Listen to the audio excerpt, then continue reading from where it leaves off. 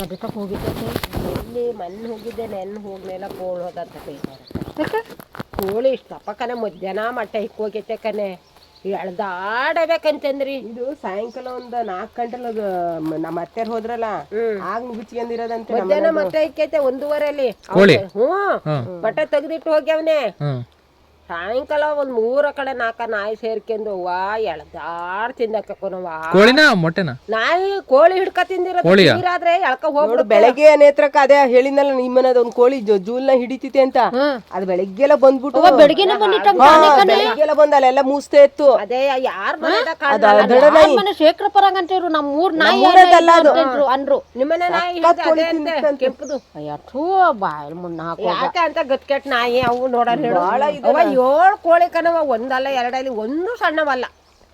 ನೆನ್ನೆ ಮತ್ತೆ ಹಿಡ್ಕ ತಿಂದಿತ್ತು. ನೆನ್ನೆ ಹಿಡ್ಕ ತಿಂದೈತೆ ಮಧ್ಯಾಹ್ನ 2 ಗಂಟೆಗೆ 3 ಗಂಟೆಗೆ ಹಿಡ್ಕ ತಿಂದಿರೋ ಸಾಯಂಕಾಲ ಟೈಮಲ್ಲಿ. ಒಂದ್ ಕೋಳಿನಿಲ್ಲ ಮನೇಲಿ ಈಗ 3 ಅವೆ. 3 ಅವು ಏನ್ ನಮ್ಮನ ನುಗ್ಗಿಸ್ಕೊಂಡೈತೆ. ಸಾಯಂಕಾಲ ಇವ್ರ ಕೈ ಬಿಟ್ಟು ಹೋದ್ಮೇಲೆ ನುಗ್ಗಿಸ್ಕೊಂಡಿರೋದಂತೆ. ನಮ್ಮನ ಹುಡುಗಿ ಅನ್ನ ಹಾಕಕ್ ಹೋದಾಗ ಅದು ಒಂದೇ ತಿಂದೈತ ನಾಯಿ? ಇಲ್ಲ ಬೇರೆ ಗಾಡಿ ಅಲ್ಲೆಲ್ಲಾ ಪುಕ್ಕ ಚೆಲ್ಲಿ ನಿತ್ತವೆ.